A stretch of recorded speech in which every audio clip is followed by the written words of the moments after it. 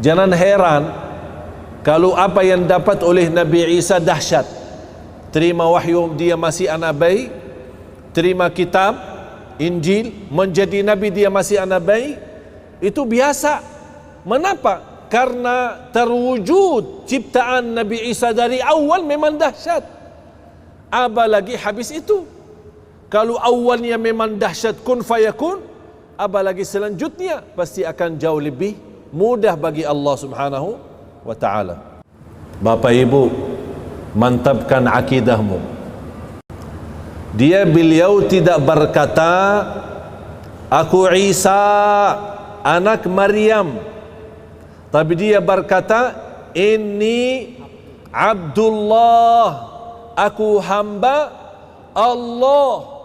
Dan Allah sudah kekalkan kata itu di masa Nabi Isa waktu itu sampai hari kiamat, tidak boleh ada orang rubah.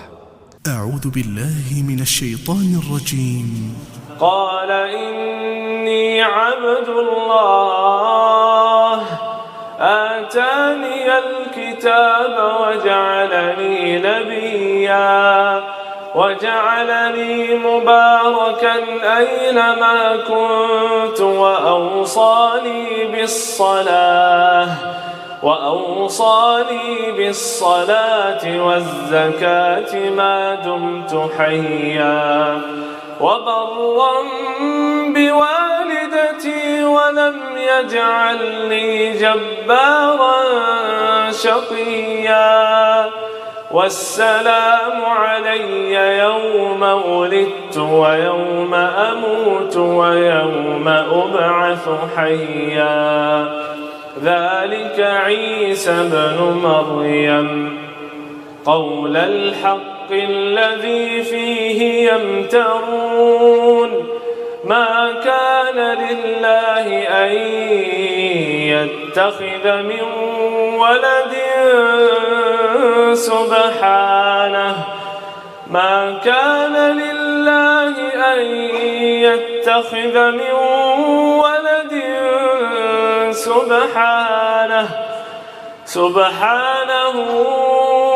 إذا قضى أمرا فإنما يقول له كن فيكون وإن الله ربي وربكم فاعبدوه هذا صراط مستقيم. بسم الله الرحمن الرحيم. السلام عليكم ورحمة الله وبركاته. الحمد لله رب العالمين، وأشهد أن لا إله إلا الله وحده لا شريك له ولي الصالحين، وأشهد أن سيدنا ونبينا محمدا عبد الله ورسوله الصادق الأمين.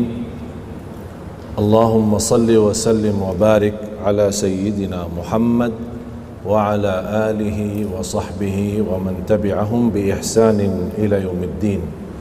سبحانك لا علم لنا إلا ما علمتنا إنك أنت العليم الحكيم. Jamaah Masjid Agung Atin yang dimuliakan Allah Subhanahu wa taala.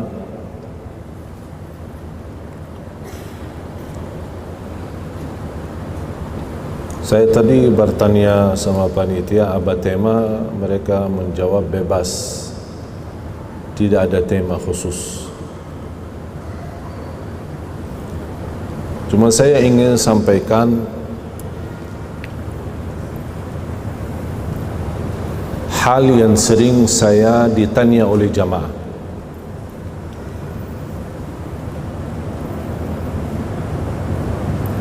Masalah dosa lalu, dosa masa kecil, dosa masa kita sekolah, SMP, SMA, maupun dosa yang kita lakukan masa dewasa tapi kita lupa. Tapi kita ingat ada dosa yang kita lakukan, tapi kita lupa. Bagaimana cara terjamin diampuni Allah Subhanahu wa ta'ala? Karena orang yang berdosa pasti keinginannya diampuni Allah. Karena sengsara seorang dosa di dunia masih membawa bebannya ke akhirat. Berat. Tapi dia ingin dibangkitkan oleh Allah hari kiamat, di hari akhirat, tapi sudah termasuk orang itu diampuni oleh Allah Subhanahu wa ta'ala. Ini satu pertanyaan. Pertanyaan yang kedua, yang hampir setiap tahun masih dibicarakan, masalah Natal. Setiap tahun dibicarakan. Yang saya ingin bertanya kepada jamaah, tahukah arti daripada Natal tidak? Apa arti Natal? Tahu enggak artinya? Terus kok dah tahu artinya, mau enggak ucapin selamat Natal? Kalau artinya baik boleh kan? Tapi kalau artinya tidak baik gimana? Boleh juga? Boleh enggak? Dari segi bahasa, arti Natal adalah hari kelahiran. Hari kelahiran. Yang dimaksud di hari Natal itu siapa yang lahir? Isa Al-Masih. Isa Al-Masih.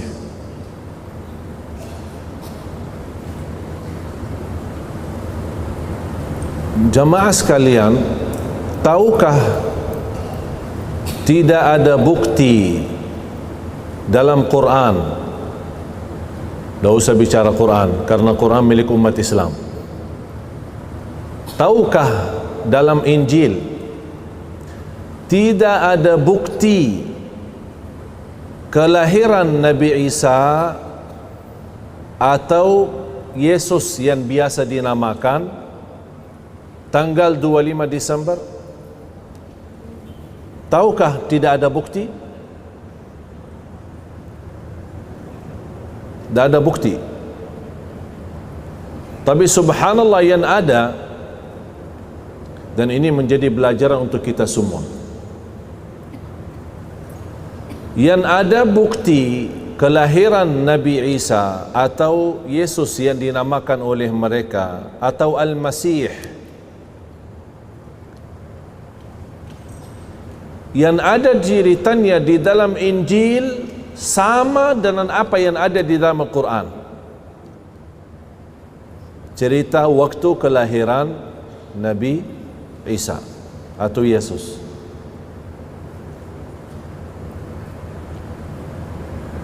Jamaah sekalian, pernah enggak baca surah Maryam? Pernah enggak baca surah Maryam? Coba kita gali surah Maryam ya. Yang bawa Quran terjemahan atau Ustaz, tolong bantu.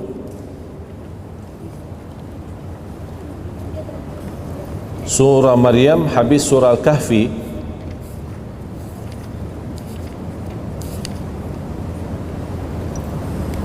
Surah Maryam surah 19, terdiri dengan 98 ayat. Termasuk juga surah Ali Imran, boleh anda simpan. Ini menjadi PR ya, untuk kita belajari surah Ali Imran, surah ketiga, mulai dari ayat 33. Ini bukan bahasan saya sekarang ya, cuma saya ingin anda simpan surah Ali Imran, surah ketiga, ayat 33 sampai ayat 60, atau mohon maaf sampai ayat, karena masih ada kaitan, sampai ayat 66. Sampai ayat 66. Dari ayat 33 sampai ayat 66. Kelemahan kita jamaah sekalian sebagai umat Islam, tidak tahu sejarah Siti Maryam kemudian Nabi Isa dalam Al-Quran.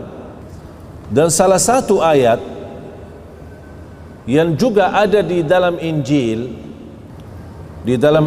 diterangkan atau dijelaskan ciptaan Nabi Isa tidak beda dengan ciptaan Adam, Nabi Adam.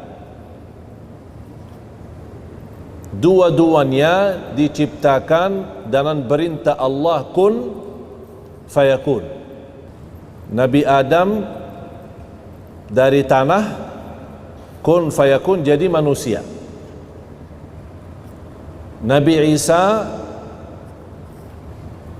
lahir dengan ibu yang tidak punya suami, dan dua-duanya sama ciptaannya dengan perintah Allah, kun fayakun. Ini ada di dalam Al-Quran, bahkan ada di dalam Al-Injil. Di dalam Al-Quran, di antara ayat yang saya tadi sampaikan, surah Ali Imran ayat 33 sampai ayat 66, saya mohon menjadi PR kita untuk belajari supaya menguatkan akidah kita, ya. Di antara, tolong Ustaz baca terjemahan ayat ini, ayat 59 dan 60. A'udzu billahi minasyaitonir rajim. Inna mathala Isa 'indallahi kamathali Adam, khalaqahu min turabin thumma qala lahu kun fayakun. Al-haqqu min rabbika fala takun minal mumtarin. Sadaqallahul azim. Allah ingatkan Nabi Muhammad jangan ragu, padahal dia Nabi. Kira-kira Allah ingatkan kita apa? Kalau Nabi Muhammad aja dikhawatirkan jangan ragu, ya. Ciptaan Nabi Isa sama dengan ciptaan Nabi Adam, jangan ragu. Kira-kira bahasa untuk kita apa? Kalau untuk Allah aja kepada Nabi Muhammad dibilang jangan ragu, apalagi kita. Jadi mohon menjadi PR, wajib belajari, dalami walaupun sedikit-sedikit demi ayat, satu ayat tak apa-apa, ambil waktu asal memantapkan akidah kita. Mulai dari ayat 33 surah Ali Imran sampai ayat 66. Bapak Ibu, kenal enggak seorang ulama berasal dari India, tinggal di Afrika Selatan dan sudah meninggal dunia, sangat terkenal di mata dunia, adalah Syekh Ahmad Deedat. Syekh Ahmad Deedat. Saya mohon, kalau anda berkenan punya luang waktu, buka di YouTube dan sering mendengar dan simak dari ceramah-ceramah Syekh Ahmad Deedat. Ada yang bahasa Inggris bagus, silahkan dengar. Dan ada juga beberapa ceramah beliau yang sudah ada teks terjemahan ke bahasa Indonesia. Apa kata beliau? Salah satu kesempatan emas untuk saya berdakwah, karena beliau termasuk seorang figur, seorang ulama, bukan hanya hafal Quran lagi, bahkan dia hafal Injil dan Taurat. Seperti yang masa sekarang muridnya beliau, Syekh Muhammad Zakir. Pernah dengar? Tapi Muhammad Zakir itu jauh lebih hebat daripada gurunya. Mengapa?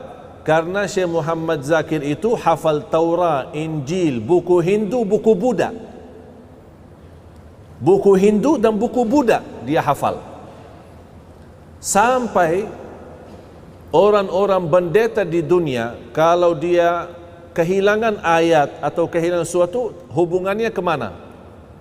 telefon kepada Syekh Muhammad Zakir. Apa kata gurunya Syekh Ahmad Deedat? Kata beliau, bagi saya yang biasa berdakwah di kalangan Nasara, bagi saya kesempatan emas mendakwahi orang Nasara melalui hari Natal. Mengapa? Karena mereka merayakan tapi mereka sendiri tidak tahu sejarah. Padahal di dalam Injil mereka menyampaikan kelahiran Yesus atau Isa alaihissalam yang mereka menganggap itu adalah Tuhan Allah atau anak Allah Subhanahu wa taala. Dia kelahiran di musim panas, bukan di musim salju. Sekarang ditetapkan sekian ratus tahun, 25 Desember adalah hari Natal. Dan kita selalu memperhatikan tanggal ini selalu datang di musim dingin, bukan musim panas. Dan ini bukan cerita saya, bukan cerita Syekh Ahmad Deedat, tapi memang ada di dalam buku Al-Injil. Ternyata yang ada di dalam Injil, cerita kelahiran Yesus sama dengan yang ada di surah Maryam. Silahkan buka surah Maryam. Mulai dari ayat 16. Ayat 16 sampai ayat 38. Ini mohon maaf, ini belajaran penting ya. Karena saya tadi tanya panitia ada tema, dia bilang bebas. Saya jujur saja tidak tahu mau bahas apa. Pas saya duduk terfikir ini. Baru saya duduk saya terfikir ini, ayat ini. Jadi saya ingin menyampaikan supaya untuk meyakinkan, kalau Allah saja berkata kepada Nabi Muhammad jangan ragu. Sekarang saya ingin diri saya dan anda sekalian meyakinkan akidah kita, akidah yang benar. Supaya apa? Supaya kalimat syahadat kita jangan jadi sia-sia. Jangan nanti di ujung hayat kita ingin mati husnul khatimah malah tidak bisa ucapkan kalimat syahadat. Berat. Hati-hati. Akidah itu sumber modal. Kalau akidah tidak ada, kehabisan akidah, kehilangan akidah, na'udzubillah, rugi dunia akhirat. Rugi kesehatan tidak apa-apa, rugi harta tidak apa-apa, tapi rugi iman bahaya.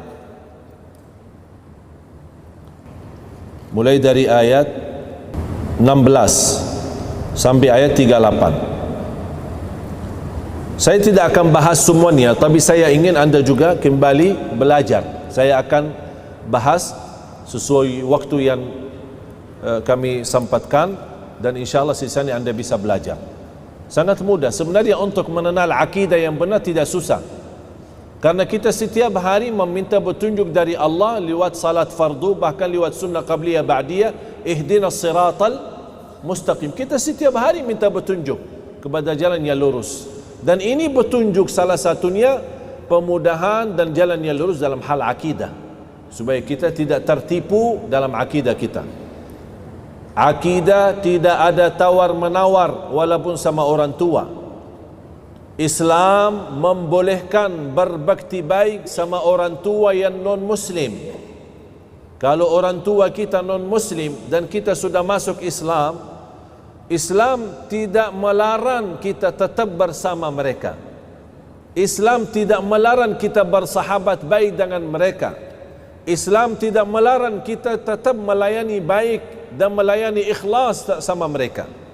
Tapi satu Islam melarang, kalau mereka menawarkan kembali bersyirik kepada Allah, kata Allah jangan taati mereka. Tapi selebihnya jadilah teman yang baik untuk mereka. Begitu adilnya Islam. Karena tetap walaupun orang tua, walaupun mereka non-muslim, masih punya hak karena mereka sebagai orang tua. Dan itu tidak ada selain di dalam ajaran Islam. Cuba kita sama-sama belajari. Sudah buka ayat Al-Quran? A'udzu billahi minasyaitonir rajim. Bismillahirrahmanirrahim. واذكر في الكتاب مريم إذ انتبذت من أهلها مكانا شرقيا فاتخذت من دونهم حجابا فأرسلنا إليها روحنا فتمثل لها بشرا سويا قالت إني أعوذ بالرحمن منك إن كنت تقيا قال إنما أنا رسول ربك لأهب لك غلاما زكيا قالت أنى يكون لي غلام ولم يمسسني بشر ولم أك بغيا قال كذلك قال ربك هو علي هين ولنجعله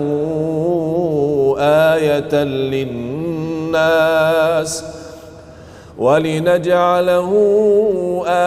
للناس ورحمة منا وكان أمرا مقضيا فحملته فانتبذت به مكانا قصيا فأجاءها المخاض إلى جذع النخلة قالت يا ليتني مت قبل هذا وكنت نسيا منسيا فناداها من تحتها ألا تحزني قد جعل ربك تحتك سريا وهزي إليك بجذع النخلة تساقط عليك رطبا جنيا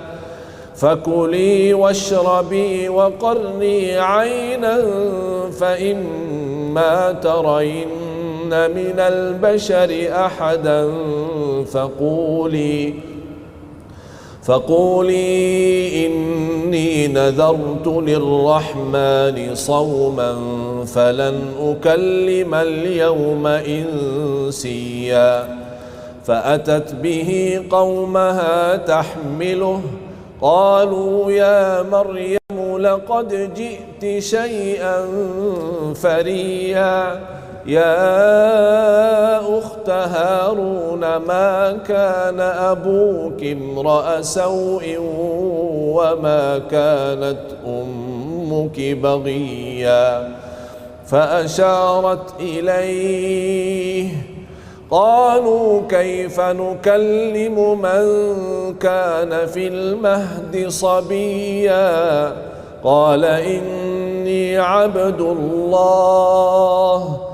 قال إني عبد الله آتاني الكتاب وجعلني نبيا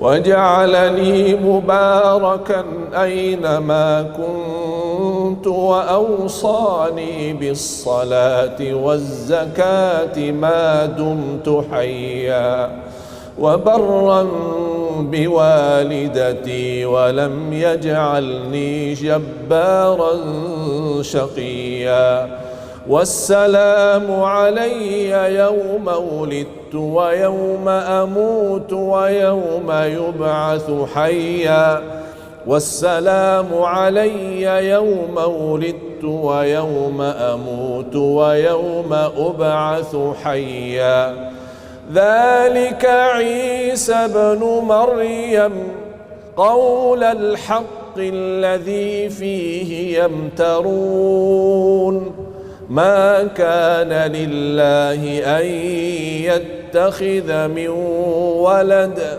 سبحانه إذا قضى أمرا فإنما يقول له كن فيكون وإن الله ربي وربكم فاعبدوه هذا صراط مستقيم فاختلف الأحزاب من بينهم فويل للذين كفروا من مشهد يوم عظيم أسمع بهم وأبصر يوم يأتوننا لكن الظالمون اليوم في ضلال مبين صدق الله العظيم. Jamaah sekalian, Siti Maryam, Nabi Isa sangat mulia di sisi Islam.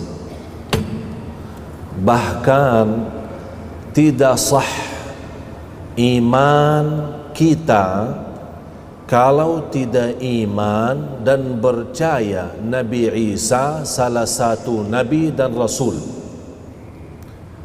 Hafal enggak rukun iman? Rukun iman berapa? 6.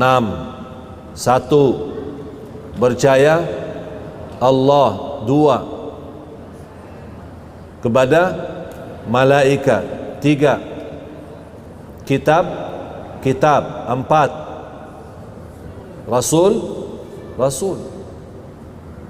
Berarti salah satu rukun iman percaya kepada seluruh Nabi dan Rasul.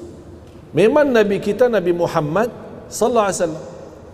Bahkan Nabi Muhammad sallallahu alaihi wasallam pernah berkata, "Khairu ma qultu ana wan nabiyyuna qabli." Sebaik-baik kata yang aku ucapkan dan nabi-nabi yang sebelumku. Sebaik-baik kata yang aku ucapkan dan para nabi yang sebelum-sebelumku adalah la ilaha illallah wahdahu la syarikalah lahul mulku wa lahul hamd yuhyi wa yumit wa huwa ala kulli syai'in qadir. Ini sudah sepakatan semua para nabi membawa kata itu. Semua mulai dari Nabi Adam sampai Nabi kita Nabi Muhammad sallallahu alaihi wasallam. Tapi subhanallah, menjadi bukti Islam tidak anti toleransi. Katanya kalau tidak ucapin selamat Natal berarti seolah-olah Islam anti toleransi. Tidak mau, tidak diterima, beda pendapat, macam-macam alasan. Islam keras, Islam teroris, Islam apa macam-macam. Eksklusif ya, macam-macam alasannya. Padahal membuktikan begitu Islam indah, bahkan rahmatan lil alamin, itu tidak ada di dalam Injil. Mereka kan membanggakan dan memuliakan Siti Maryam dan memuliakan Yesus Isa Al-Masih sebagai kadang sebagai Tuhan, kadang anak Tuhan, macam-macam. Tapi tidak ada di dalam Injil jamaah sekalian satu surah yang membawa nama Maryam atau membawa nama Isa. Tapi subhanallah di Islam membuktikan Islam memang Islam merangkul semua para nabi dan rasul, memuliakan semua para nabi dan rasul. Bahkan Islam tidak bermasalah sama siapapun. Bahkan di antara yang kita belajari, ahabbun nasi ilallah anfa'uhum linnas, yang paling dicintai oleh Allah yang selalu berguna bagi orang lain. Tidak disebutkan orang lain itu apakah Islam atau bukan Islam. Bahkan di dalam Islam jamaah sekalian, kalau kita sayangi, melayani, memberikan perhatian kepada binatang yang membutuh bantuan, Allah nilai memberikan pahala besar. Ingat gak hadis cerita orang wanita yang memberikan air minum kepada anjing? Tahu kan? Apa yang Allah balas? Padahal wanita itu tidak pernah berbuat kebaikan. Bahkan dikenal wanita itu, na'udzubillah, tapi dalam sekali dia bantu anjing, Allah ampuni dosanya. Saya bertanya sekarang Bapak Ibu, anjing di hukum Islam apa? Najis, dan hukumnya haram. Kok bisa anjing najis hukumnya haram di ajaran Islam, tapi kita ketika melihat anjing lagi membutuh pertolongan, kita bantu, Allah ampuni dosa kita? Kira-kira bagaimana kalau sama binatang yang bukan najis, bukan haram? Faham gak? Kalau sama anjing yang namanya najis haram, Allah masih berikan pahala, bahkan nilai itu bisa ibadah. Kira-kira bagaimana kalau binatang yang bukan najis dan bukan haram? Apalagi yang kita beri bantuan itu, pertolongan kita kepada orang manusia. Kalau sama binatang aja dihargai Allah, apalagi sama manusia, apalagi sesama muslim. Oh, tingkat lagi. Ini semakin meningkat. Dan membuktikan Islam itu memang rahmatan lil alamin.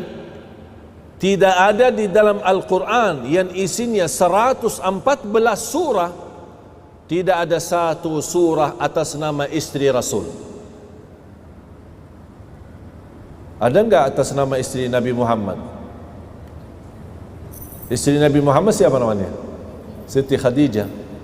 Anaknya laki maupun perempuan semuanya dari Siti Khadijah. Tapi subhanallah, tidak ada. Malah yang ada di dalam Al-Quran satu surah lengkap dari awal sampai akhir, sampai jumlah ayatnya 98 ayat, bernama Siti Maryam. Dikasih nama Maryam. Dan cerita semua disambungkan. Bapak Ibu, cerita yang ada di surah Ali Imran, sudah tulis enggak tadi? Surah Ali Imran, sambungkan cerita surah Ali Imran sama cerita yang ada di surah Maryam. Karena asal cerita Siti Maryam dulu, sebelum cerita Nabi Isa. Siti Maryam dulu. Bahkan di surah Ali Imran cerita orang tuanya Siti Maryam. Inna Allah astafa Adam wa Nuhan wa ala Imran wa ala Ibrahim ala alamin. Allah ceritakan dulu keluarganya Siti Maryam, baru kemudian cerita Siti Maryam ini siapa, bagaimana keadaannya, bagaimana ibadahnya, bagaimana ikhlasannya, bagaimana Allah memberikan rezeki yang istimewa luar biasa. Terus langsung dikaitkan kepada cerita yang sambung di surah Maryam. InsyaAllah Bapak Ibu, kalau anda yakini dan dalami hayati cerita surah Ali Imran sama cerita yang ada di surah Maryam, insyaAllah sempurna akidah kita, kuat, tidak akan diragukan. Coba saya minta satu, Ustaz mohon di surah Ali Imran, bacakan aja terjemahan surah Ali Imran ayat 36 dan 37. Tapi jangan lupa ya, tulis mulai dari ayat 33 surah Ali Imran, itu menjadi PR ya. 33 sampai ayat 66 ya. Sudah tulis ya? Dari 33 sampai ayat 66. Tapi hanya sebentar saja saya ingin sampaikan sebuah pesan, mudah-mudahan anda bisa mengerti dan bisa memahami untuk menguatkan akidah kita. Bagaimana keadaan Siti Maryam yang ada di surah Ali Imran ini? Tolong langsung terjemahan 36 sama 37. Bismillahirrahmanirrahim. Maka ketika ibunya Maryam melahirkan beliau, dia berkata, Ya Tuhanku, aku telah melahirkan seorang putri, anak perempuan, padahal Allah lebih tahu apa yang dia lahirkan. Dan laki-laki tidak sama dengan perempuan. Dan aku memberinya nama Maryam. Dan aku mohon perlindunganmu untuknya dan anak cucunya dari gangguan setan yang Subhanallah. Sambil ibunya Siti Maryam sepertinya kekhawatiran, sambil berlindung kepada Allah dari godaan syaitan, bukan hanya untuk Siti Maryam, bahkan keturunannya, supaya jangan sampai digoda oleh syaitan. Maaf, diulang lagi, saya suka ayat ini. Dan boleh menjadi doa kita, jamaah sekalian. Kalau ibu-ibu sedang hamil mau melahirkan, ketika mau melahirkan, boleh, ya Allah, lindungilah aku dan anakku dan keturunan anakku dari godaan syaitan. Coba ulang lagi. Maka ketika ibunya Maryam melahirkan beliau, dia berkata, Ya Tuhanku, aku telah melahirkan anak perempuan, padahal Allah lebih tahu apa yang dia lahirkan. Dan laki-laki tidak sama dengan perempuan. Dan aku memberinya nama Maryam. Dan aku mohon perlindunganmu untuknya dan anak cucunya dari gangguan syaitan yang terkutuk. Ya, terus. Maka dia Allah menerimanya dengan penerimaan yang baik. Allah menerimanya. Berarti Allah terima anaknya Siti Maryam ini, diterima keadaannya, bahkan diterima doanya. Bukan hanya diterima, bahkan diterima dengan penerimaan yang baik. Subhanallah. Terus, maka dia Allah menerimanya dengan penerimaan yang baik, membesarkannya dengan pertumbuhan yang baik, dan menyerahkan pemeliharaannya kepada Nabi Zakaria. Setiap kali siapa yang melindungi, memperhatikan, melayani Siti Maryam sendiri? Allah sendiri. Sampai diserahkan sejak dia kecil sambil membesar, baru diserahkan kepada Zakaria alaihissalam. Coba, maaf ulang lagi. Setiap kali Zakaria masuk menemui Maryam di mihrab atau kamar khusus ibadah bagi Maryam. Kalau disebutkan kata mihrab, tambat ibadah. Bukan mihrab ini ya, bukan mihrab imam. Ya, tambat ibadah. Karena di masa dulu tidak ada istilah masjid, tapi ada istilah tambat ibadah seperti mihrab. Ketika Nabi Zakaria menjadi penanggung jawab terhadap Siti Maryam, dia selalu bertemu atau kunjungi ke Siti Maryam, ingin melihat keadaan silaturrahim kah, atau melihat apa dia butuh apa atau perlu bantuan. Ketika dia masuk, melihat Siti Maryam ada di mihrab, artinya ada di tempat ibadah. Ini menunjukkan Siti Maryam memang sukaannya ibadah, ahli ibadah. Coba ketika beliau bertemu, setiap kali Nabi Zakaria menemui di mihrab atau kamar khusus ibadah bagi Maryam, dia dapati makanan di sisinya, lalu dia berkata, Wahai Maryam, dari mana ini kau peroleh? Jadi setiap dia kunjungin kepada Siti Maryam, selalu mendapatkan ada rizki di samping dia. Nabi Zakaria heran, kamu kan dari tadi di sini aja, dan yang layani dan bantu kamu adalah saya, tapi kok bisa ada rizki di sampingmu? Padahal kamu kapan keluar? Tidak pernah kemana-mana. Terus apa jawaban Siti Maryam? Siti Maryam menjawab, itu dari Allah. Sesungguhnya Allah memberi rezeki kepada siapa yang dia kehendaki tanpa perhitungan.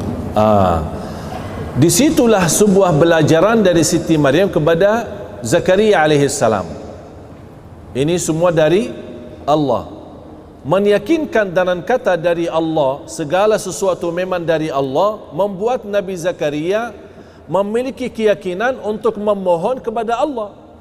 Kalau Siti Maryam aja diterima doanya, kenapa saya tidak? Disitulah dia juga berdoa kepada Allah. Terus lanjut. Di sanalah Nabi Zakaria berdoa kepada Tuhannya seraya berkata, Ya Allah Tuhanku, berilah aku keturunan yang baik dari sisimu. Sesungguhnya Engkau Tuhan yang maha mendengar doa hamba-Nya. Kalau ada yang merasa sudah lama menikah belum punya anak, ini doanya. Rabbi habli min ladunka dzurriyyatan thayyibah. Dan ada juga doa yang sama, juga doa Nabi Zakaria di surah Al-Anbiya. Rabbi la tadharni fardan wa anta khairul warithin. Dan dua doa ini boleh. Saya masih ingat banyak jamaah yang saya berikan doa ini, alhamdulillah mereka yang hampir ada di antara jamaah 18 tahun tidak hamil. Habis menamalkan, alhamdulillah tidak sampai 3 bulan sudah hamil. Doa ini dahsyat. Rabbi habli min ladunka dzurriyyatan thayyibah innaka sami'ud du'a. Terus nanti sisanya menjadi pelajaran ya. Tolong saya mohon jangan lupa, jangan tinggalkan dari ayat 33 sampai ayat 66 di surah Ali Imran. Sekarang kita kembali surah Maryam. Saya ingin cuma kaitkan ketika Siti Maryam sibuk beribadah, Allah jaminkan rezeki. Sampai rezekinya datang ke tempat ibadahnya dia. Tapi coba ketika ada sebuah peristiwa sama Siti Maryam, coba baca ayat artinya 16. Ayat 16 surah Maryam. Dan ceritakanlah wahai Muhammad kisah Maryam di dalam Al-Quran. Subhanallah, ceritakan wahai Nabi Muhammad. Ini menunjukkan perintah Allah kepada Nabi Muhammad untuk menceritakan. Sekarang saya bertanya, mohon maaf jamaah sekalian, iman Nabi Muhammad tahu ceritanya? Nabi Muhammad tahu ceritanya? Apakah Nabi Muhammad di masa itu ada? Artinya ada sama Siti Maryam, ada sama ibunya Siti Maryam, atau ada sedang Siti Maryam melahirkan Nabi Isa, Nabi Muhammad ada. Tapi Allah perintahkan, wahai Nabi Muhammad, ceritakan. Apa yang diceritakan Nabi Muhammad aja dah tahu. Berarti cerita ini langsung wahyu dari Allah. Allah yang menceritakan, walaupun perintahnya atas Nabi, kepada Nabi Muhammad sallallahu alaihi wasallam. Berarti cerita ini tidak bisa diragukan. Karena ini langsung kalamullah, bukan kalam Nabi Muhammad. Itu bukan kalam, bukan kata-kata Nabi Muhammad, tapi itu semua kalamullah subhanahu wa ta'ala. Coba terus. Yaitu ketika dia mengasingkan diri dari keluarganya ke suatu tempat di sebelah timur, yaitu Baitul Maqdis. Tolong jamaah sekalian, mohon maaf ya, ini butuh perhatian. Semua kata yang sekarang masuk ini menjadi ilmu. Allah sebutkan di sini dia mengasingkan, ingin bersendirian, pisah dari kaumnya, pisah dari lingkungannya, sampai dia menempatkan diri di arah atau sebelah timur, di tempat timur. Yang diterjemahkan timur itu adalah Baitul Maqdis. Kalau sekarang Palestina. Memang Palestina adalah negara para Nabi dan Rasul. Banyak makam Nabi dan Rasul. Tidak ada Nabi dan Rasul pasti sudah salat di Masjid Al-Aqsa. Dan tidak ada Nabi dan Rasul pasti sudah haji. Itu yang bersabdakan Rasulullah SAW. Ma min nabiyyin illa wa hajjal bait. Tidak ada Nabi kecuali sudah haji. Itu berarti membuktikan semua para nabi, yang jumlah para nabi lebih dari 210,000 para nabi. Kalau para rasul 300 sekian rasul. Berarti ada nabi, ada rasul. Total jumlahnya 212 atau 200,000 dan 300 nabi dan rasul. Ini jumlah mereka, dan semua sudah di Masjidil Haram di Makkah dan juga di Masjidil Aqsa. Dan Allah juga dengan kun fayakun kumpulkan mereka semua ketika masa Isra dan Mi'raj.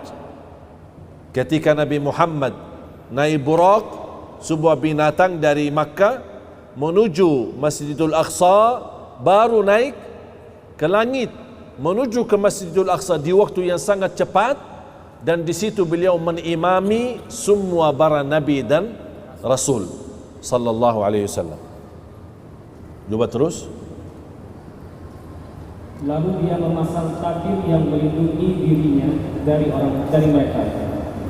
Lalu kami mengutus roh kami Jibril kepadanya, maka dia menampakkan diri di hadapan Maryam dalam bentuk manusia yang sempurna. Dalam bentuk manusia, supaya Siti Maryam tidak terkejut.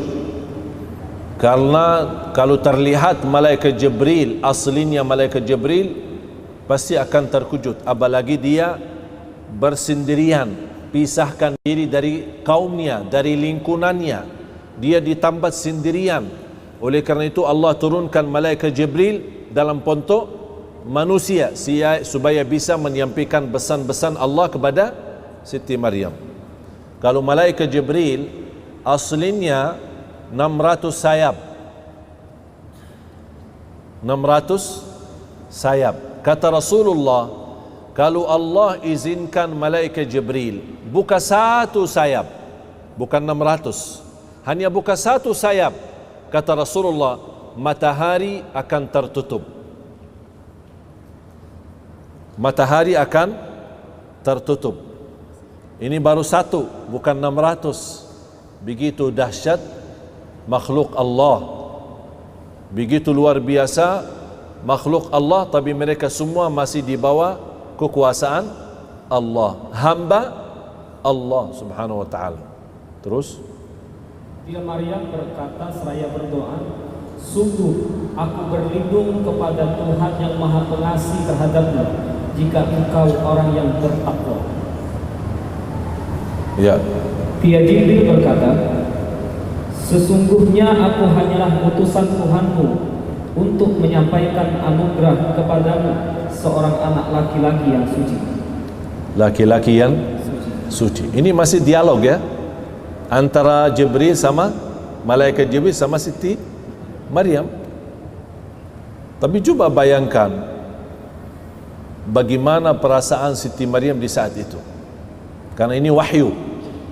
Ini wahyu. Memberikan berita gembira, anugerah dari Allah mendapatkan anak yang suci. Terus Dia Maryam berkata, bagaimana mungkin aku mempunyai anak laki-laki, padahal tidak pernah ada seorang laki pun yang menyentuhku, dan aku bukanlah seorang pezina. Subhanallah, berat. Wajar Siti Maryam walaupun nabi, sebagai nabi dan anaknya nabi, semua dari keluarga nabi, tetap masih manusia, punya perasaan. Saya tidak pernah disentuh oleh laki-laki, artinya tidak pernah nikah, dan di luar nikah pun tidak pernah, artinya berbuat zina. Bagaimana kok bisa terbayang saya boleh dapat anak? Ini ujian. Oleh karena itu, seberat-berat ujian yang dihadapi oleh manusia adalah para nabi dan rasul. Kira-kira mohon maaf, kalau ada yang nawarkan ibu-ibu seperti ini, perasaannya gimana? Ada yang datang, ibu, saya kasih obat, ibu langsung bisa hamil. Tapi ibu aja belum nikah. Diterima enggak? Belum nikah. Pasti risikonya muncul fikiran kita akan difitnah. Saya aja belum nikah, dah pernah sama laki-laki di luar nikah. Alhamdulillah saya menjaga kehormatan diri saya. Kok malah tiba-tiba bisa hamil? Nanti kata orang apa? Betul nggak? Bagaimana kira-kira keadaan Siti Maryam sendiri? Langsung begitu muncul perasaan manusia, dan itu perasaan manusiawi dan perasaan yang wajar. Bagaimana saya boleh dapat laki-laki, tapi saya tidak pernah disentuh oleh orang laki-laki? Kalau nikah dan di luar nikah pun saya tidak pernah berbuat zina. Apa jawaban malaikat Jibril? Jibril menjawab, demikianlah Tuhanmu telah berfirman, hal itu mudah bagiku, dan agar kami... Sekarang saya bertanya, hal itu mudah. Mengapa Allah berkata hal itu mudah? Bapak ibu akan fahami hal ini mudah kalau anda ikut kembali kepada belajar surah Ali Imran. Kalau Nabi Isa diciptakan oleh Allah tanpa ayah, tapi masih ada ibu, mana kira-kira yang lebih sulit? Diciptakan Adam tanpa ayah dan ibu, atau menciptakan manusia dan adanya ibu? Mana yang lebih sulit? Adam kan? Adam jauh lebih sulit, karena Adam tidak punya ayah, tidak punya ibu. Kalau Nabi Isa masih punya ibu. Disitulah Allah gambarkan, huwa alayya hayyin, itu mudah. Kamu punya anak itu mudah. Bahkan lebih dahsyat lagi, aku ciptakan Adam tanpa ayah dan ibu. Berarti yang fantas kalau boleh selain Allah jadi Tuhan, yang fantas siapa? Yang fantas siapa? Adam, bukan Isa. Dan di dalam Injil mereka meyakinkan Nabi Adam adalah ciptaan kekuasaan Allah. Dan ada juga di dalam Injil, sama yang ada di dalam Al-Quran, ciptaan Adam sama dengan ciptaan Isa. Ciptaan Isa sama dengan ciptaan Allah. Kun fayakun. Faham jemaah sekalian? Faham? Betul faham ini? Karena saya ingin begitu anda keluar, tidak ada ragu-ragu. Allah bilang aja kepada Nabi Muhammad, jangan ragu. Dan saya sampaikan kepada anda sekalian, jangan ragu-ragu. Terus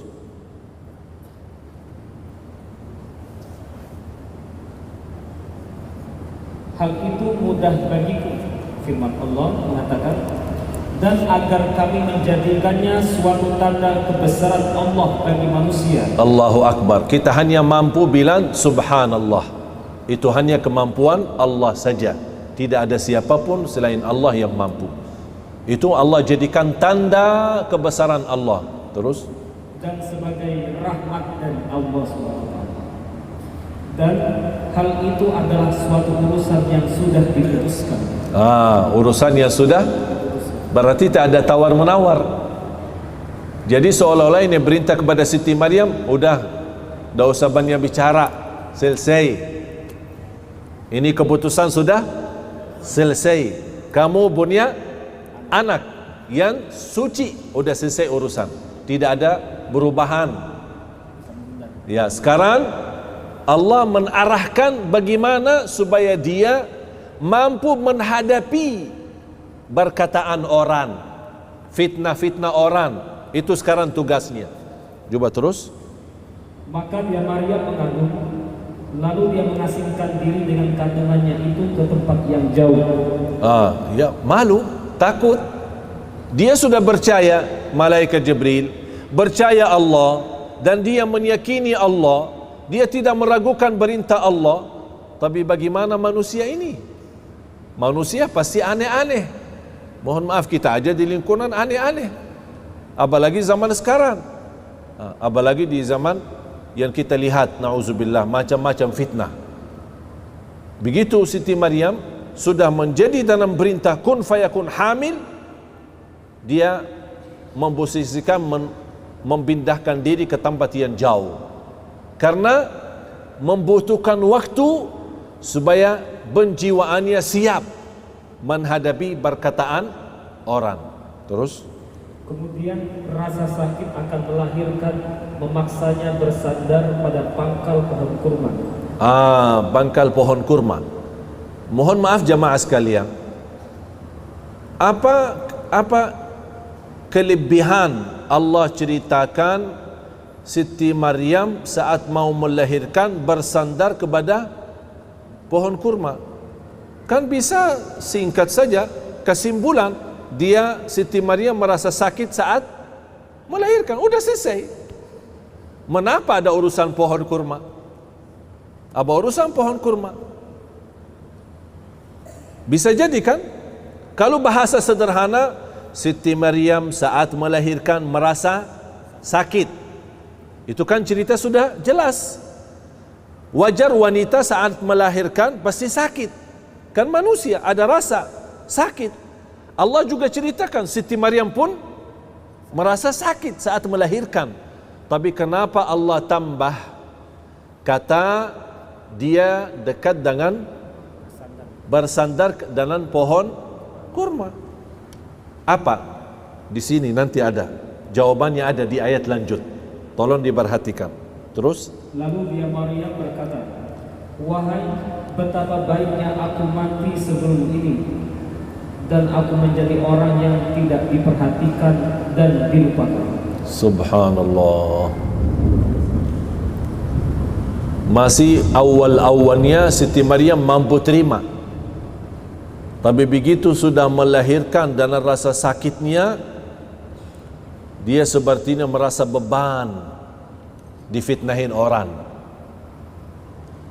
Lebih baik aku lupa dan mereka melupakan aku. Lebih baik aku mati daripada menghadapi pernyataan itu. Tapi subhanallah, apa yang terjadi setelah itu? Supaya menenangkan hati. Coba lanjut.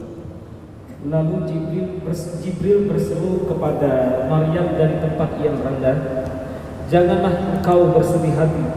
Sesungguhnya Tuhanmu telah menjadikan anak sungai di bawahmu." Subhanallah. Allahu Akbar. Memang luar biasa. Allah tidak pernah tinggalkan urusan hamba.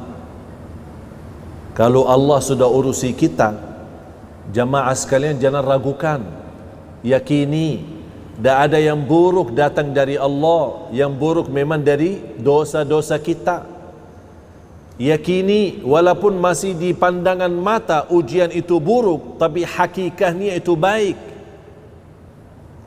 Karena dengan ujian yang kita hadapi diampuni segala dosa, dinaikkan darajat, bahkan menjadi orang terpuji di sisi Allah. Berarti baik, walaupun pandangannya masih melihat buruk. Bagi Siti Maryam itu ujian dan bahkan dia ingin mati. Tapi Allah menenangkan hatinya dengan berkata hal-hal yang baik. Jangan khawatir, kami tidak akan tinggalkanmu. Terus Dan Jibril juga berkata sambil berseru kepada Maryam, "Goyanglah pangkal kurma itu ke arahmu. Niscaya pohon itu akan menggugurkan buah kurma yang masak padamu." Sudah tahu alasannya ada cerita pohon kurma? Sekarang pertanyaan saya, pohon kurma bisa berbuah kapan?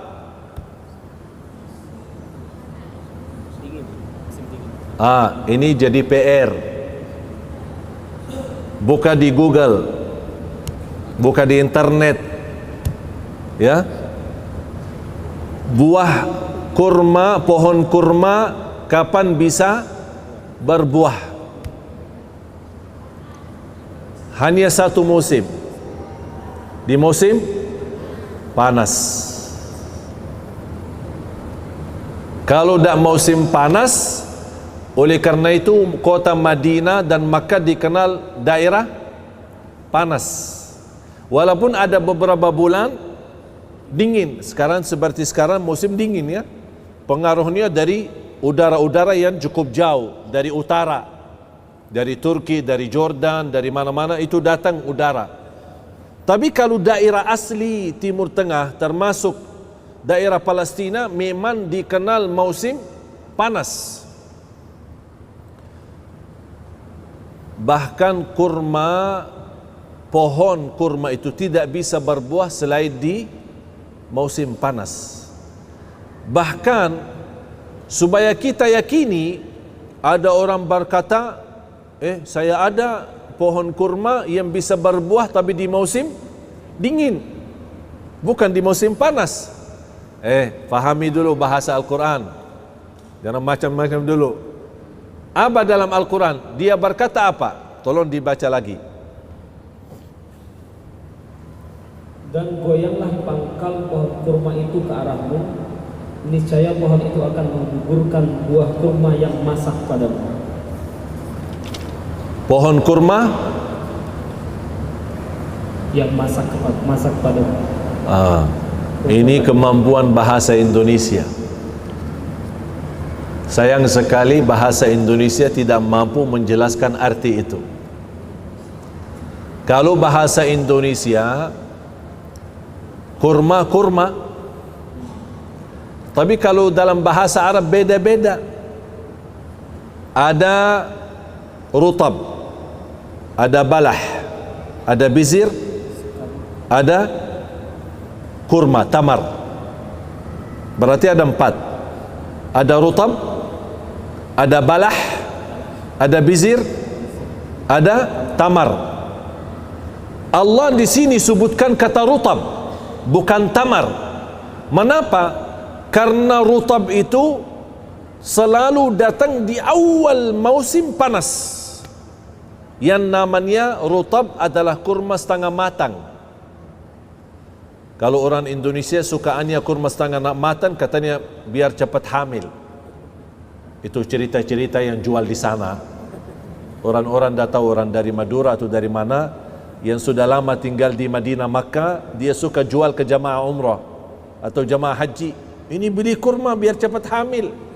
Ini tidak ada hubungan sama hamil. Ya, ya mau beli aja. Tapi urusan sama hamil itu bukan urusan sama rutab. Ya cuman ini hanya untuk biar cepat laku barangnya. Ya, memang enak. Rutab itu enak. Rutab yang setengah matang. Bentuknya dia separuh hitam, separuh kuning. Ada model lagi separuh merah, separuh kuning. Itu dinamakan rutab. Dan Allah gambarkan dalam ayat ini, rutab bukan tamar. Dan rutab tidak bisa tumbuh selain di musim panas. Tidak bisa tumbuh selain di musim panas. Kalau kurma yang suka datang dari Amerika, pas bulan puasa kan ada kurma yang agak panjang ya. Panjang sekali, sampai kilonya berapa, harga mahal. Itu katanya kurma dari Amerika. Itu bagi suntikan. Pohon kurma tapi bagi suntik supaya bisa tumbuh dan bisa berbuah. Pohon kurma yang ada di Amerika tidak bisa rutab. Tidak bisa rutab. Karena cuaca di sana tidak bisa menjadikan kurma itu berutab atau buah pohon itu bisa berutab. Beda sama cuaca yang alami. Yang alami seperti Makkah dan Madinah memang bisa, atau di Timur Tengah umumnya termasuk Palestina, termasuk Mesir, Tunisia ada yang namanya rutab. Terus lanjut. Ayat ke-26 di surat Maryam yang artinya, maka makanlah, minum, dan bersenang hatilah engkau Maryam. Jika engkau melihat seseorang, maka katakanlah, sesungguhnya aku telah bernazar berpuasa untuk Tuhan yang Maha Pengasih, maka aku tidak akan berbicara dengan siapapun pada hari ini. Ini salah satu di dalam agama yang sebelum Islam. Kalau berpuasa tidak boleh bicara. Ini nazartu lirrahmani sawman. Maaf, ulang lagi terjemahan. Allah berintahkan kalau kamu bertemu dengan manusia, bernazarlah tidak bicara. Tapi tidak dibawakan kata bernazarlah tidak bicara, tapi dikaitkan dengan puasa. Cuba ulang lagi.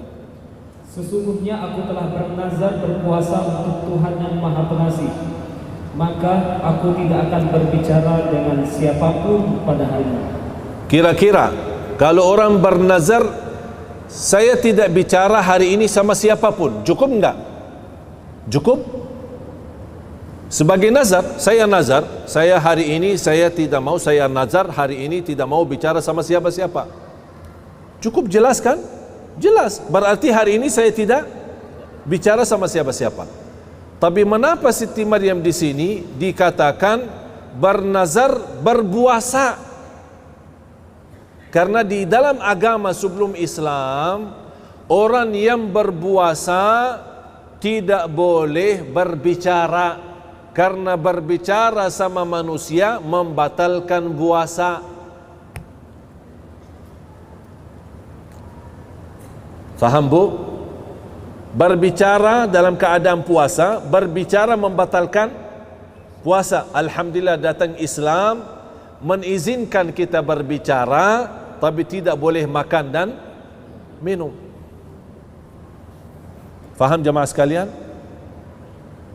Terus lanjut. Kemudian dia Maryam membawa dia bayi itu kepada kaumnya dengan menggendongnya. Mereka kaumnya berkata, "Wahai Maryam, sungguh engkau telah membawa sesuatu yang sangat mungkar." Sangat mungkar. Ini mulai ujian. Ini mulai ujian. Dan Siti Maryam sendiri tidak mampu menghadapinya. Dia tetap minta pertolongan Allah dan harus dihadapi dengan kekuatan yang dahsyat. Karena ini peristiwa yang dahsyat, harus dibalas dan dihadapi dengan peristiwa yang dahsyat sama. Karena orang perempuan yang begitu dikenal mulia, begitu dikenal suci, tiba-tiba membawa anak, tapi coba lihat keadaannya. Tolong lanjut. Wahai saudara perempuan Harun atau Maryam, ayahmu bukan seorang yang buruk perangai, dan ibumu bukan seorang perempuan pezina. Berarti mereka lingkungan kenal ayahnya Maryam dan kenal ibunya Maryam. Kami kenal mereka baik-baik. Mereka, ibumu tidak berzina, tidak pernah berbuat hal-hal yang buruk, apalagi ayahmu. Tapi mengapa kamu jadi seperti ini? Terus? Maka dia Maryam menunjuk kepada anaknya. Karena dia lagi puasa dan tidak boleh, dan sudah bernazar tidak boleh bicara sama siapapun, hanya dia tunjuk dengan jari, dia tunjuk. Dan sudah dia meyakinkan Allah akan bagi pertolongan dengan cara yang dahsyat. Karena ini peristiwa dahsyat, harus ada balasan atau hadapan yang dahsyat menghadapi fitnah itu.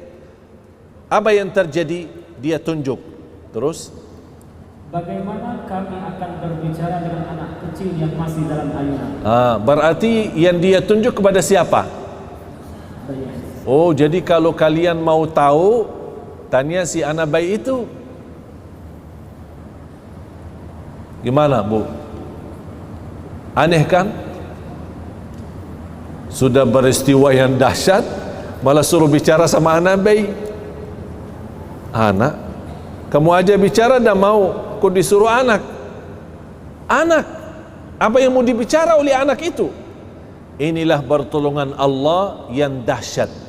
Bagaimana adanya anak ini dahsyat, Allah juga, bagi Allah sangat mudah untuk menjadikan anak bayi itu berbicara.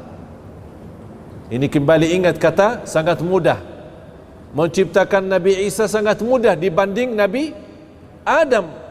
Apalagi kalau sudah ada Nabi Isa, sulit enggak bagi Allah untuk Nabi Isa berbicara? Tidak sulit, justru lebih mudah lagi. Karena Nabi sudah ada, Isa sudah ada. Walaupun dia belum bisa berbicara, tapi kun fayakun, bicara. Terus? Dan Isa putra Maryam pun berbicara, sesungguhnya aku adalah hamba Allah. Subhanallah. Ini sengaja dijawab seperti ini. Bapak Ibu, mantapkan akidahmu. Beliau tidak berkata aku Isa anak Maryam, tapi dia berkata inni Abdullah, aku hamba Allah.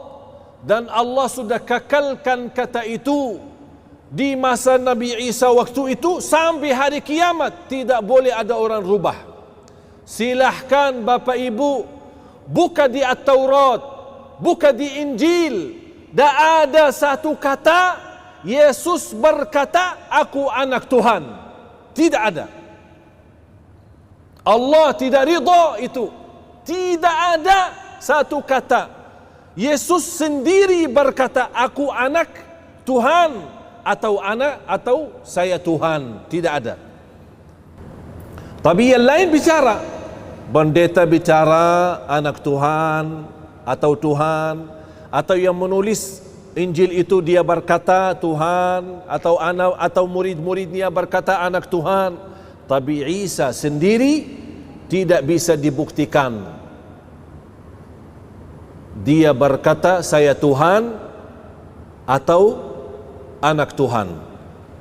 Dan itulah yang disampaikan oleh Syekh Ahmad Didat kepada semua kelompok Nasara. Kalau memang kalian berani, bawakan satu kata di dalam Injilmu, tidak usah dalam Al-Quran, dalam kitabmu kalian, bawakan satu ayat atau satu kata Yesus berkata aku Tuhan atau aku anak Tuhan. Tak ada. Mengapa? Karena Allah kekalkan kata itu. Bahkan beliau tidak menjawab ketika Siti Maryam menunjukkan, dia tidak berkata aku Isa, tapi dia berkata aku hamba Allah, inni Abdullah. Lanjut. Dia Isa berkata, sesungguhnya aku adalah hamba Allah. Dia memberiku kitab Injil dan menjadikan aku seorang nabi. Subhanallah, ini masih anak kecil, masih anak bayi sudah terima wahyu. Dahsyat, dahsyat. Jangan heran kalau apa yang dapat oleh Nabi Isa dahsyat. Terima wahyu dia masih anak bayi, terima kitab Injil menjadi nabi dia masih anak bayi, itu biasa. Mengapa? Karena terwujud ciptaan Nabi Isa dari awal memang dahsyat. Apalagi habis itu. Kalau awalnya memang dahsyat kun fayakun, apalagi selanjutnya pasti akan jauh lebih mudah bagi Allah Subhanahu wa taala. Terus, dan Allah menjadikan aku seorang yang diberkahi di mana saja aku berada. Dia memerintahkan kepadaku melaksanakan sholat dan menunaikan zakat selama aku masih hidup. Dan dia memerintahkanku agar berbakti kepada ibuku, dan dia tidak menjadikan aku orang yang sombong lagi celaka. Dan kesejahteraan semoga dilimpahkan kepadaku pada hari kelahiranku, pada hari wafatku, dan pada hari aku dibangkitkan hidup kembali kelak. Itulah Isa putra Maryam. Ini kata siapa? Itu Isa putri Maryam. Di sini kata siapa? Kata Allah. Yang tadi kata aku hamba Allah itu Nabi Isa. Allah sampaikan cerita apa kata-kata Nabi Isa di saat itu. Tapi yang boleh sebutkan dirinya membawa nama aslinya bukan Nabi Isa sendiri. Karena tidak ada di dalam Al-Quran Nabi Isa berkata aku Isa, tapi selalu berkata aku hamba Allah. Bagaimana hamba Allah menjadi Tuhan? Ya, terus. Itulah Isa putra Maryam yang mengatakan perkataan yang benar yang mereka ragukan kebenarannya. Masalahnya kalau mereka non-muslim meragukan Nabi Isa Tuhan, anak Tuhan atau hamba Allah, itu alasan mereka. biar mereka punya alasan. Tapi yang aku heran, kebenaran itu diragukan oleh orang Muslim yang sudah sendiri membaca Qul huwallahu ahad, Allahus samad, lam yalid wa lam yulad wa lam yakul lahu kufuwan ahad. Semuanya hafal. Hafal enggak Qul hu? Hafal. Karena sunnah ba'diyah selalu Qul hu. Rakaat pertama Qul hu, rakaat kedua Qul hu lagi. Hafal, mudah, enak. Ayat yang begitu pendek, tapi subhanallah dari segi makna luas. Akidah. Ini akidah kita orang Muslim. Qul huwallahu ahad. Akidah. Bahkan mencintai surah ini terjamin kita dapat surga Allah. Bahkan Rasulullah SAW bersabda di hadis yang sahih, "Man qara'a qul huwallahu ahad fil yawmi wal layla 10 marratin banallahu lahu baitan fil jannah." Barang siapa yang membaca qul huwallahu ahad dalam sehari dan semalam 10 kali saja, dapat rumah dalam surga Allah Subhanahu wa taala. Bahkan ada seorang sahabat yang memang selalu suka baca ayat ini, surah Al-Ikhlas, qul huwallahu ahad. Sambil jamaah heran, kok ini kamu suka aja baca qul huwallahu ahad? Sambil lapor kepada Rasul, "Ya Rasulullah, ini imam kita, tapi selalu qul huwallahu ahad mulu. Baca surah lain tambah lagi qul huwallahu ahad, tidak mau ruku', seolah-olah belum puas sama ayat-ayat lain, harus tambah qul hu baru ruku'." Misal baca Al-Fatihah, baca idza jaa nasrullah innahu kana tawwaba, tidak mau ruku', qul huwallahu ahad dulu baru ruku'. Dia merasa belum mantap kalau tidak disertai dengan qul huwallahu ahad. Apa kata beliau? "Saya imam kalian dan begitulah bacaan saya. Kalau kalian tidak mau, carilah imam lain." Mereka lapor kepada Rasul, "Ya Rasulullah, ini kok imam kita seperti ini? Qul hu mulu.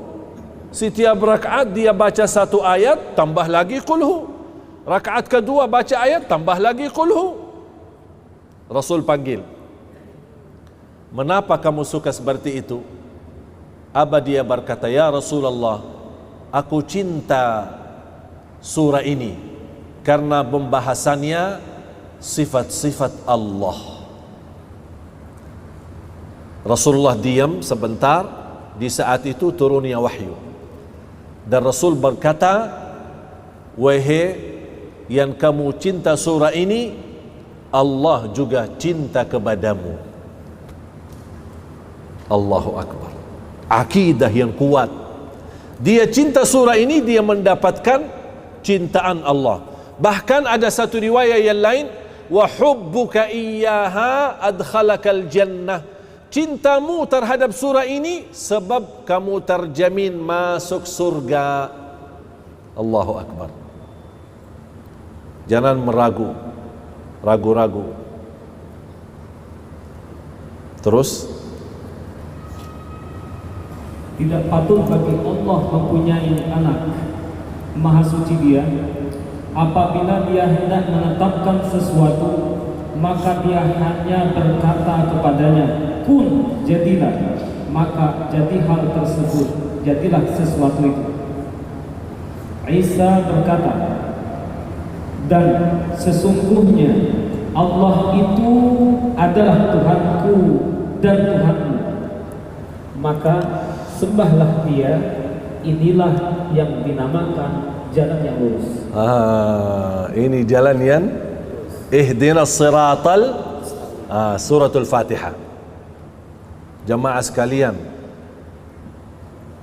kalau bukan waktu mempelajari suratul Fatihah, mendalami arti suratul Fatihah, kita butuh seperti pertemuan ini selama 7 hari. Kita butuh pertemuan seperti ini selama 7 hari. Mengapa? Supaya memantapkan, mendalami surat Al-Fatihah. Oleh karena itu miskin orang Muslim yang hafal surah Al-Fatihah tapi tidak bisa tuntaskan kekhusyuan dalam salat. Miskin orang Muslim yang hafal suratul Fatihah tapi dia tidak bisa menangis saat membaca Al-Fatihah. Miskin seorang muslim ketika dia sakit, dia tidak bisa tuntaskan kesembuhannya melalui suratul Fatihah. Miskin orang muslim yang dia sudah hafal suratul Fatihah tapi tidak bisa membawa keberkahan yang begitu dahsyat dari suratul Fatihah. Karena mohon maaf, walaupun kita hafal suratul Fatihah, belum mampu menartikan maknanya, menhayati isinya. Padahal suratul Fatihah itu Ummul Quran. Bahkan dibandingkan Al-Fatihah, hanya Al-Fatihah sendiri persimbangannya sama dengan seluruh isi Al-Quran. Kata ulama, apapun isi Al-Quran sumbernya dari suratul Fatihah.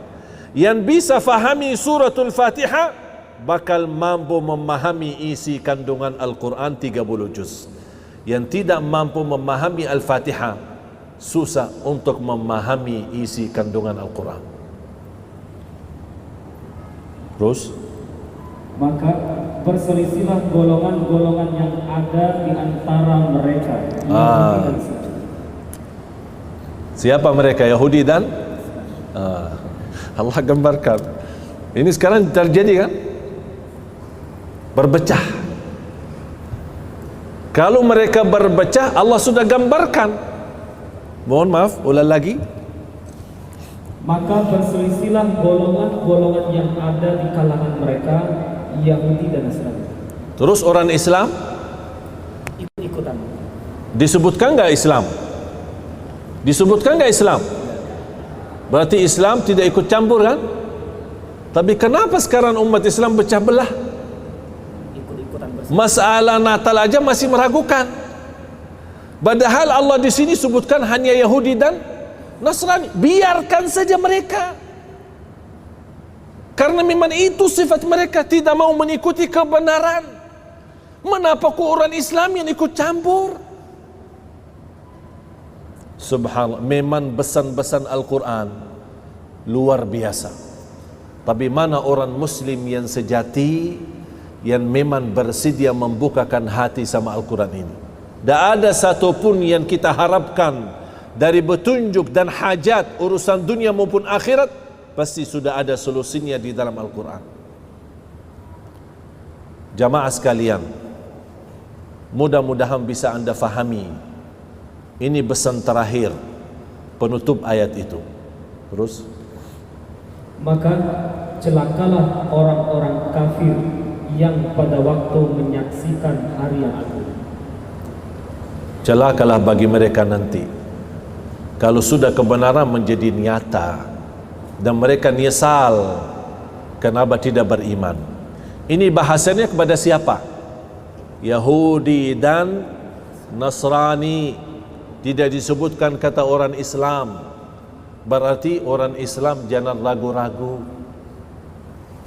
Jangan ragu-ragu. Jangan fahami kesimpulannya. Jangan salah faham apapun yang saya sampaikan malam ini berarti kita orang yang keras sama Nasara atau keras sama non-Muslim. Tidak. Kita tetap memegang prinsip kita, prinsip Nabi Muhammad, bahkan sifat Nabi Muhammad. Wa ma arsalnaka illa rahmatan. Kita rahmat seluruh alam, manusia, beda agama, pohon-pohon, binatang-binatang, seluruh alam, seluruh ciptaan Allah harus merasakan kasih sayangnya kita. Kita tidak boleh dalam kekerasan. Ketika kita orang menzalimi kita atau menghina kita, kita bukan takut untuk membela diri, tapi kita memiliki ajaran tidak boleh balas dendam. Kita punya ajaran tidak boleh balas dengan keras. Kita punya ajaran tidak boleh lawan dengan kata-kata hina, tapi kita membalas dengan pemaaf, kasih sayang, rahmatan lil alamin. Ingat, balasan saya bukan karena saya takut, tapi karena saya ikuti ajaran agama saya, menjadi orang yang sejati. Orang Muslim yang membawa damai untuk seluruh manusia. Itu yang harus kita tetapkan. Faham jemaah sekalian? Tidak ada larangan berbisnis sama beda agama. Tidak ada larangan kita bergaulan dengan orang non-Muslim. Tidak ada larangan kalau kita bersenang-senang jalan-jalan sama mereka.